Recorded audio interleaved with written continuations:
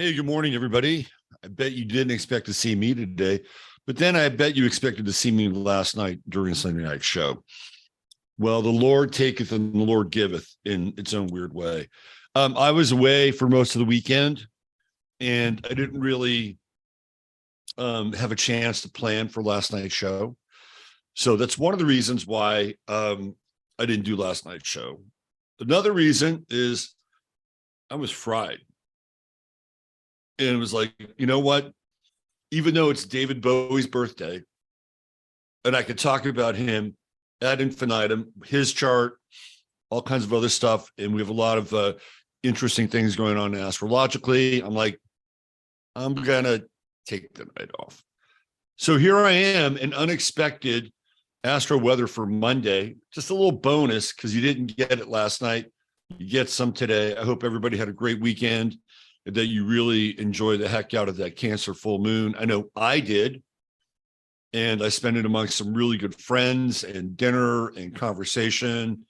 And big shout out to Captain Tim and his first mate, Linda, just supplying a great space. I hung out with some fellow Chattarians, and we just had a final time on Saturday. It was really great. And then on Sunday, we had kind of a little get together afterwards. And that would be for the Discord channel.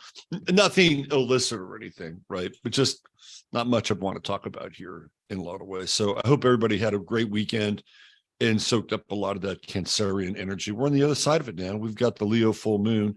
Oh, actually, we're coming off the Cancerian full moon. We're in Leo, and it's a very different energy when you start the week with this full moon. And the aspects of the moon are a little bit tricky. We're going to get into them today. And we're also going to get into a very unusual star that now I contemplated just rolling Bowie over from last night and just talking about him and his chart today. But I decided not to do that. And there's a lot of really interesting people born today. So there were plenty of people to choose from. I almost landed on Rasputin because I had this fascination with Rasputin when I was much younger. I'm like, oh, this guy is interesting. Definitely appealed to my Scorpio rising. Alas, we're not going to talk about Rasputin. We are going to talk about somebody different, but we'll get there when we get there. Before I do any of that, let's get into the chart for today, which is a very interesting chart. Let me bring it up here. And I'm just going to pull it over to my screen. And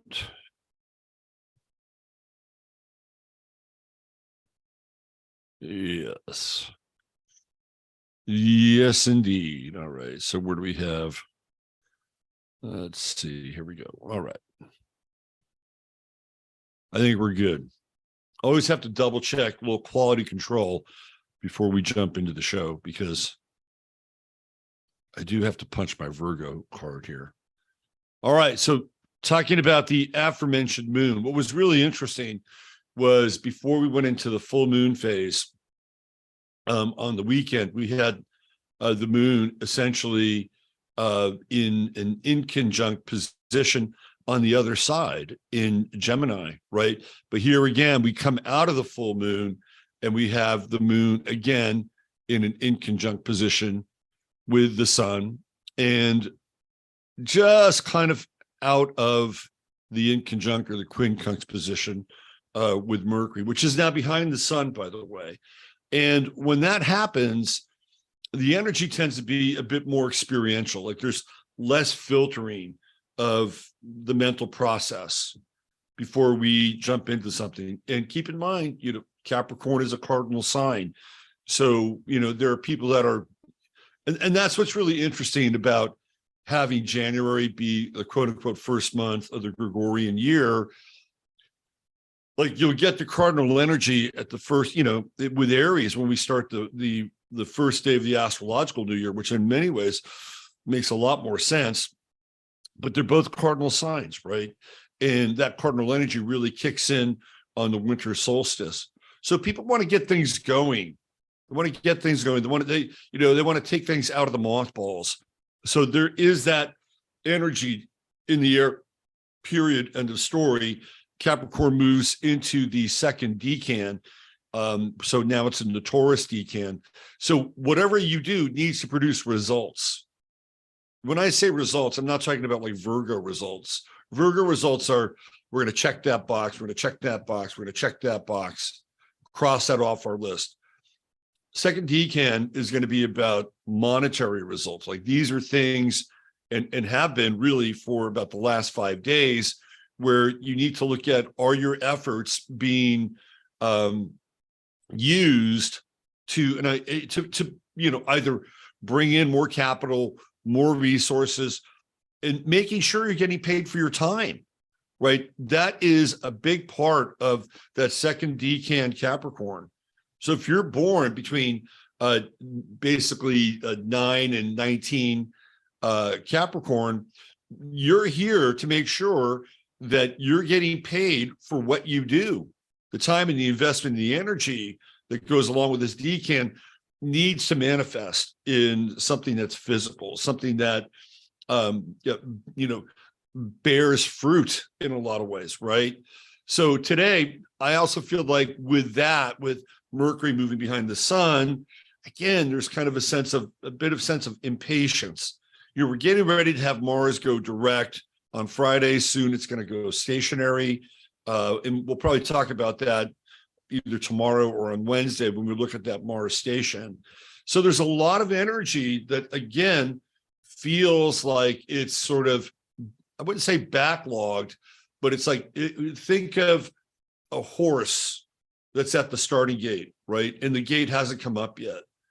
And for whatever reason, the horse really wants to get out of the gate and get moving. So there's some of that energy here at the beginning of the year with these two major planets that are retrograde. And even today with the moon in Leo, we know that I wouldn't say Leo is necessarily an emotional sign, although it can be impassioned and can have a great deal of emphasis, right? That's how Leo operates. When you really come from the heart with Leo, you can feel it. There's emphasis, there's impassion. You get great performers and great performances when Leo is really switched on. And here we're having a bit of a difficult day, right? The moon is in a T-square. It's opposing Venus and Aquarius. And it's like, oh, that's all about, well, I want to make sure that everybody else gets something here. I want to make sure everybody else gets their fair share. But over here, the moon in Leo, to put the buzzcocks, what do I get, right?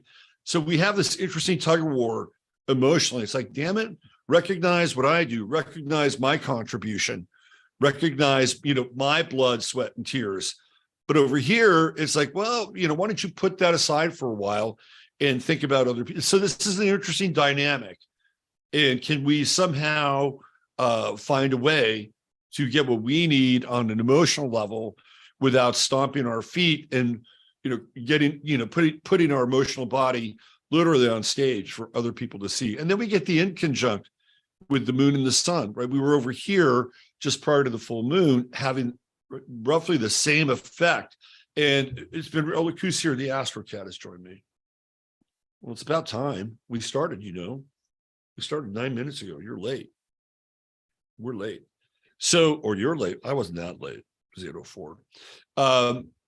But this is different, right? With Gemini, it had to do with the urgency and the insistence for communication.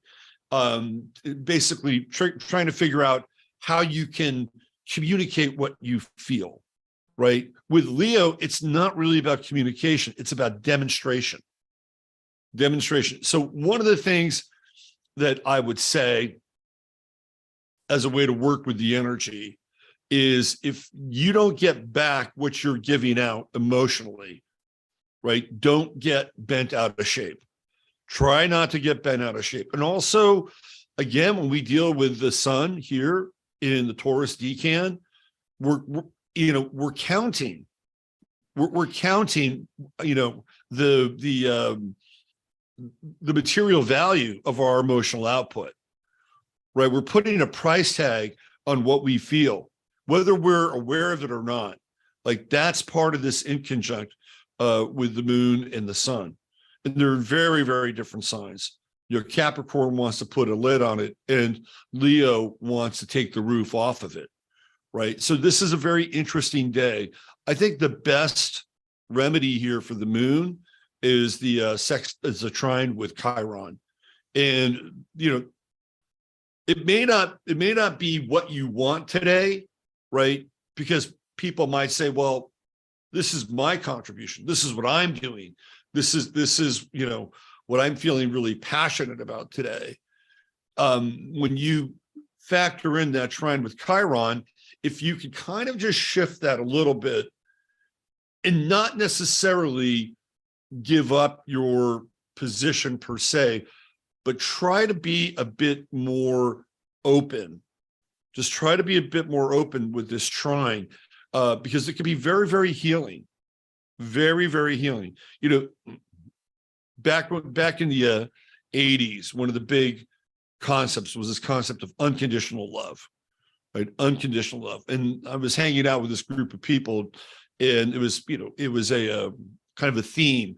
And there was a guy said, right now, I'm just trying to get to unconditional like. And the person who was teaching this said, well, you got to get to unconditional love first. But there's something to be said for that, right? Especially with Venus and Aquarius, because Venus and Aquarius is cool and wants to like everybody. Oh, you're cool, you're cool, you're cool, we're cool, right? But over here, this steaming moon in Leo says, well, shit, I'm as cool as you are. It's like, that's how this thing works. If you can just dial that down just a little bit, and stay open, right? You'll get what you want. You'll get what you need over the course of the next 24 hours. And if you can just, and again, here's one of these cliches, hold the space a little bit with that moon trine Chiron, because what you'll find, I think, in many ways, is that there are going to be mirrors of other people that are going to demonstrate their needs. They're probably very close to your needs too, because we separate that out in the world. We say, well, that's you and not me. Well, a lot of times that's not necessarily the case. It could be a real mirror. What's really interesting is we're beginning this exploration of the dark side of the moon in Leo with Black Moon Lilith. So and it's just moved into Black Moon Lilith just moved into Leo. So we're beginning to explore the negative ramifications of egoic emotions, egoic displays, and also, what do you love, right? What do you love? What do you really love? Because in Black Moon Lilith, it's occulted. And for women, I really feel like Black Moon Lilith, I'm not going to say that it's more important for women than it is for men, but for women, it's really on the surface, because they get to deal with how they're perceived by the world, right? Like the scarlet letter. To me, the Black Moon Lilith is the scarlet letter for women. And a lot of it has to do with, to some extent, their unresolved relationships with their mothers. Men have it too, but it's different, right? It's much, much different. So, if you're a member of the fairer sex and we have Black Moon Lilith and Leo, I think the whole notion of love and the whole notion of fun and play and recreation and joy is going to come up, right? And if you express those things, how do other people feel about it, right? How do other people feel? Well, you just do what you want. You're just doing what you want to do, right? Well, that may be something that you have to walk through. And then it's a very interesting time, especially right here at 0 degrees. Like, it is kind of on the button, and it's just right here behind the moon, right? So we're really getting into this place with these semi-challenging aspects with the Leo moon today. And we're going to see Black Moon Lilith, go through all the various degrees of Leo. And right now it's in first decan Leo, so it's fresh. And whether you're a woman or a man, we're all going to be dealing with the shadow side of the egoic nature of emotional expression or non-expression, for that matter. Children play a bit of a role here as well. And if you do have children through this phase with Black Moon Lilith, you're probably going to be looking at your parenting. Somebody may comment about your parenting, that you're not doing it the right way. that you're putting your kids at risk or in danger, right? Because Black Moon Lilith will also evoke fear. It'll also evoke fear, especially in other people, not necessarily in the individual. We've got a moon opposing Saturn as well, right? So there's some hard aspects to the moon today. And I can even feel it, right? This moon square Uranus, like the need to break through, the need to like shatter this sort of permafrost that I think we're starting off here on Monday, to shatter the permafrost and to break through and get to this other side where we're really much more open and we're connected to the things that we love and we're passionate about the things that we love. With these aspects, again, I'm going to kind of, err on the side of caution, right? Don't try to force your passion or your impassioned emotions on other people. If you can hold that space a little bit with Chiron and trining the moon and taking that into account and again, you're not responsible for other people's feelings, but if you can somehow take that into account, you're going to get what you need over the next 24 hours, but you won't get it directly. You'll get it indirectly. So see where you can help out on an emotional level, right? Take yourself out of the equation for the next 24 hours. Take yourself out of the equation and see where you can, I don't want to use the word be of service. We'll get there when the moon goes into Virgo, but to be artful, to be very artful, and to have some kind of creative approach to feeling. And I also feel like the moon is, even though it's not like Mercury and you're listening, but the moon is receptive. So it's about being receptive to how other people feel. And at the end of the day, Leo is a creative sign. So we're trying to find a creative outlet so that we can be receptive. And I'm not saying to get what we want or need, but if you can do that, you'll get some of that as a result. So we're starting the week off in a bit of a vortex of stuck feeling, frozen feeling. And again, to quote a song, to break, the doors, break on through to the other side. We do have a nice trine with Venus and Mars. I don't want to underestimate that as well, because with Mars retrograde coming in at 8, it's going to stay there at 8. So today we have a nice balance between the masculine and the feminine and the expression of ideas. This could be a very, very good day for the expression of ideas. We still have some water going on with Vesta, Neptune, and even Juno at 28 in Pisces. We have the South Node in Scorpio. But I would say by and large, today is an air fire day, and some interesting angles to Earth and how we can use our resources and come up with some new ideas, especially with the Sun trine Uranus, and again, figuring out, what's my time, what's my value, and what are things worth. I think these are really important notions to understand here. Okay, why don't we get into the star of the day? A bit controversial, perhaps, and there were plenty of people to choose from today. My God, today was a rich day. Let me just go through some of the candidates for today for the star of the day. Let's see who we have. Oh boy, here let's see who. So let me get into some of these people. I'll save my star of the day for the Jimmy Page. Today is Jimmy Page's birthday, and I thought, well, that would be interesting. I haven't really spent a lot of time with Jimmy Page's chart, but that would certainly be interesting. He's a Capricorn. He's still around, and I think still somewhat relevant. Very interesting character, Jimmy Page. We could do probably the whole show on Jimmy Page. All right, who else do we have? Bob Denver, who played Gilligan from Gilligan's Island. Today is Bob Denver's birthday. Joan Baez, who I never had much fondness for, just in terms of her emotional expression in her singing. Who else do we have? The author Judith Krantz. We talked about the aforementioned Rasputin.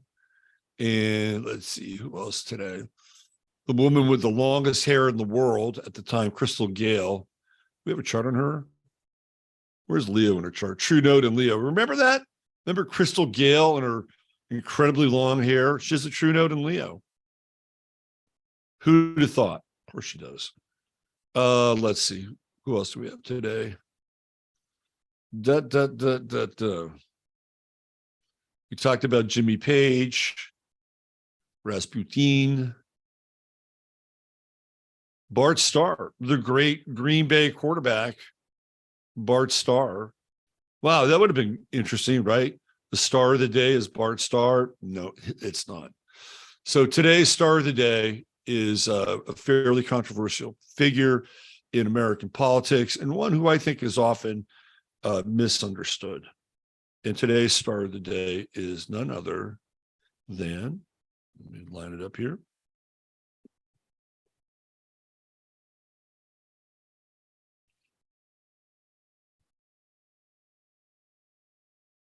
Richard Milhous Nixon. So Nixon is a Capricorn, and his political career really mirrors the evolution of his sign. So Nixon works his way up just like a Capricorn. He winds up becoming vice president for Dwight Eisenhower. So when Eisenhower goes through his second term, Nixon is thought to be the de facto choice of replacement for Dwight Eisenhower. And then he gets into the debates with Kennedy, and you can see that he has a Gemini midheaven. And that would put Kennedy's sun right on his midheaven. So when they debated, Kennedy dominated him. He completely dominated him. So Nixon, I think he was at a disadvantage from a candidate perspective, because when he was debating, all eyes were on Kennedy and not Nixon. Now, Nixon has his son in the fifth house, and Nixon is a big time football fan. He loves football, right? He was the guy that was, he started the war on cancer because he went to go see the UT game for the national championship, and Freddie Steinmark wound up being a part of that game and had cancer, right? So he's a big football fan. You can see his son in the fifth house. But he's a guy that's going to endure, right? That's the nature of Capricorn. Now, the other thing with Nixon that I think is interesting is the fact that he has Chiron in the sign of Pisces, which is sacrificial. And Nixon's moon is in Aquarius, right? But his Chiron is in Pisces. And whenever I think of Nixon in terms of a president, and I've talked about this before, and it has to do with the boomers and Pluto and Leo. And in my estimation, right, there is not all boomers, but there was a wave of the boomers who wanted to kill their father. This is Pluto and Leo, right? It's literally killing the sun, S-U-N, and the sun, S-U-N, is the father, right? It's the father, but Capricorn is also the father. Saturn is also the father, right? So Nixon becomes this sacrificial figure in a lot of ways for an entire generation. And it's his Chiron in Pisces, which puts him in sacrificial territory. You know, I wanted to see what was, going on at the time he gave his impeachment speech. And again, it's quite interesting. We see at the top of his chart, there's that South Node in Gemini. And literally Nixon is retreating, right? He's leaving the world right here. He's leaving the world and he's retreating into his fourth house, his place in San Clemente, California, right? So we could just see this from an astrological perspective. But the other thing that we can see here is Mars. And there's a Mars transit in Virgo, and it's in the 12th house, which represents hidden enemies. And Nixon had enemies. And the enemies of Nixon came from a couple different directions, right? The enemies of Nixon came from the counterculture, but there were also enemies with Nixon that had to do with the Democratic Party, because what was going on at Watergate, there was a lot more going on at Watergate than came out during the Watergate trial. And then you had globalists who also wanted Nixon out. So Nixon was a cornered man in a lot of ways. And we can see Mars right here. Now, remember, this is the time of his speech, right? So Mars had been in Virgo for a couple of months at that point in time. So Mars is really showing us that Nixon's dealing with hidden enemies. And, with the Virgo ascendant, Nixon was always going to fall short in a lot of ways. Now, he did have that nice sun trine to his ascendant, but also look at Pluto. Pluto's in Libra. Nixon has the South Node in Libra in his first house. And so what's he going through? Literally, he's going through a death, right? This is it. This is the end of the road for Nixon, not just as a president, but he really did not engage with public life after he stepped down and gave that speech. He never endorsed anybody. He literally just retreated. He's not like Trump. Trump is giving a speech every other week now. He's not like Obama. He's not even like Bill Clinton, because all these guys tend to stay around. They all kind of stayed. Nixon didn't do that.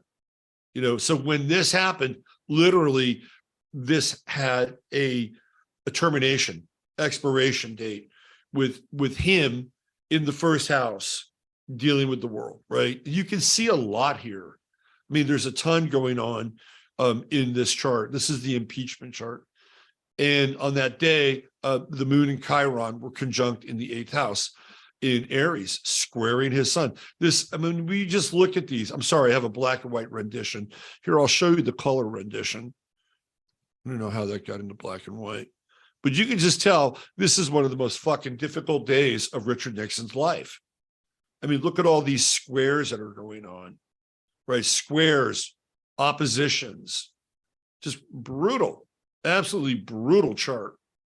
The only thing he's got going on, and it's transitory, is the moon in Aquarius, his moon in Aquarius, in trine with transiting Uranus, right? So there's a bit of a energy where he can make kind of a pivot here, but that's really about it, right? Uranus is trining Pluto, so maybe exiting stage left is probably one of the better things he could have done. By the way, I think it's one of the worst things that happened to America, to impeach Nixon, and because it did a number on a lot of people and demoralized them, right? We've had 2 other presidents since Nixon who have been impeached, neither of whom left office. One was Clinton and the other was Trump, at least 3 times. So I think this ultimately was not a good move for the United States. And for what? For having some recordings? Really? Based on what we've seen since then? I mean, come on now. That's like going to prison for stealing a Mounds candy bar from Walgreens.